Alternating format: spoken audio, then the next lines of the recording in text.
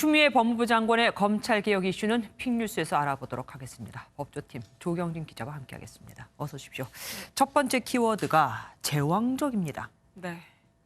어제 발표한 법무검찰개혁이 권고안을 두고서 이 제왕적 검찰총장 힘 빼기다. 그러면 제왕적 법무부 장관이냐 이런 얘기까지 나오고 있는데요. 네네. 일단 권고안의 핵심적인 내용을 먼저 한번 들어보시죠. 검찰총장의 구체적 수사지휘권은 폐지하고 각 고등검사장에게 분산할 것들. 고등검사장의 수사지휘는 서면으로 하고 수사검사의 의견을 서면으로 들을 것들.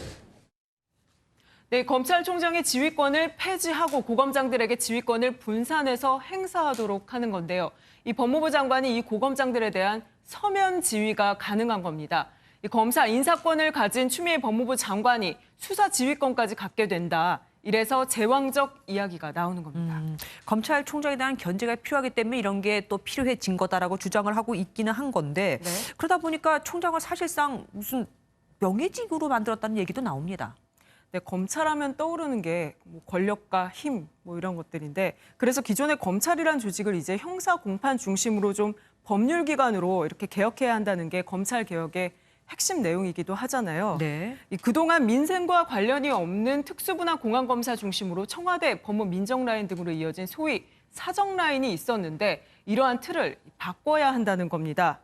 일선 검사들 중에서도 이 형사공판부 검사들이 이러한 상황을 소위 기회이자 분위기 쇄신으로 보는 이유도 여기 있는데 네. 이번 권고안은 검찰총장의 힘을 빼자는 게 아니라 검찰 조직을 바꿔나가는 이 전체의 틀에서 봐야 한다는 겁니다. 예. 그런데 또 우려의 목소리는 나옵니다. 저렇게 검찰총장을 견제하는데 그럼 법무부 장관은 누가 견제하느냐 이런 말도 나오더라고요.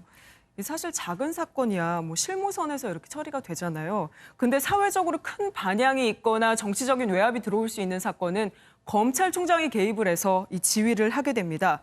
이 검찰총장의 임기를 2년으로 둔 건 임기 중에 어떠한 외압이 들어와도 수사가 흔들리지 않게 막으라는 그런 뜻인데 네. 이번 권고안을 보면 고검장에게 지휘권을 분산시키게 되는 건데 고검장들은 임기가 없거든요. 아. 법무부 장관의 인사 대상자이기 때문에 고검장들이 과연 정치적 외압에서 자유로울 수 있겠느냐 이런 우려가 나오고 있습니다.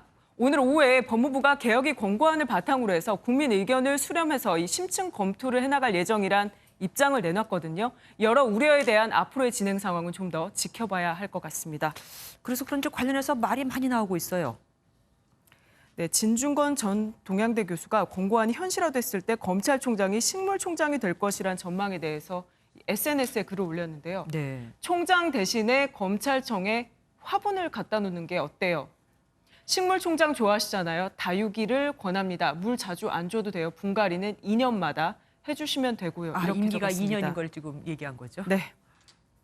또 이 한동수 대검 감찰부장도 약간 다른 내용으로 SNS에 글을 남겼는데 참고로 한 감찰부장 조국 전 법무부 장관 때 대검에 온 판사 출신 법조인이죠. 이 글을 보면 일단 대검 대변인실에 대해서 조직 규모가 상당히 크고 검찰총장의 입으로서 언론 관리, 대응 등 그 활동이 많다면서 반면에 일선 현장은 각종 수사와 정보 보고가 검찰총장에게 수시로 이뤄지는 대검과 업무 환경과 분위기가 다른 것 같다. 그러면서요.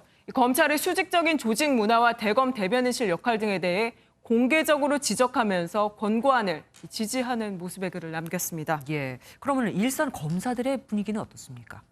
검사들의 내부 통신망인 이프로스는 아직까지는 뭐 잠잠합니다. 근데 이렇게 취재를 해보니까 반응은 좀 다양했는데요.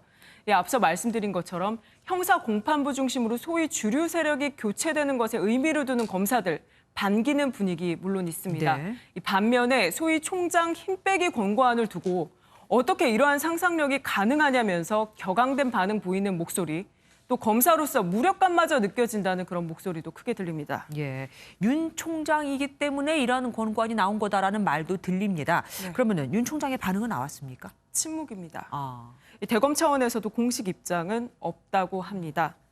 다만 이번 권고안에 대해서 법무부가 법안을 제출하게 된다면 의견서를 제출하는 그런 절차가 있다고 합니다. 윤 총장이 지난 25일 임기 1주년이었잖아요. 네. 앞으로 1년의 임기가 더 남아있는 상태인데 이 복수의 취재를 해보면 윤 총장이 중도 하차할 가능성 현재로서는 낮아 보입니다. 근데 이 다음 달 3일에 신임 검사 임관식 행사가 예정돼 있어요. 그 자리에서 윤 총장이 공식적으로 어떠한 메시지를 내놓을지 주목해봐야 할 것 같습니다. 예.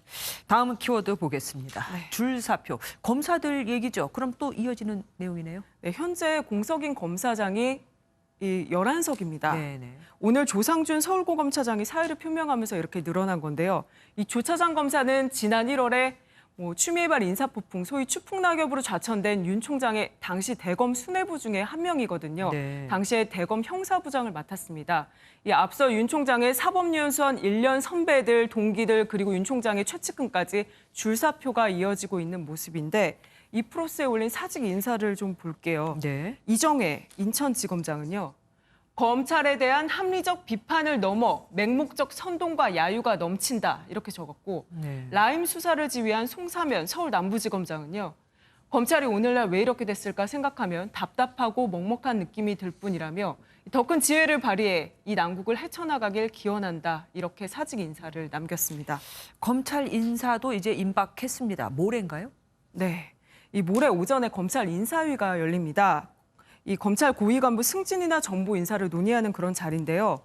인사위가 열리는 당일 오후나 다음 날 송상 인사가 발표되면서 중간 간부인 차장검사, 부장검사 인사로 이어지기 때문에 이르면 목요일 오후부터 또 한 차례 추풍 낙엽이 예상됩니다. 네. 지난 1월 인사 때 법무부는 이 조직 안정을 위해서 검사장의 승진 인사를 최소화했었거든요.